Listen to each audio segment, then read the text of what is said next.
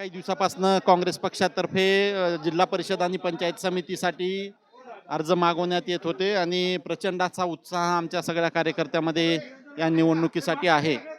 निवडणुकीची प्रोसेस चालू झालेली आहे आणि निवडणुकीच्या प्रोसेसमध्ये आता आज इथं काँग्रेस भवनला मुलाखती घेण्याचा हा प्रकार आमचा सध्या चालू आहे.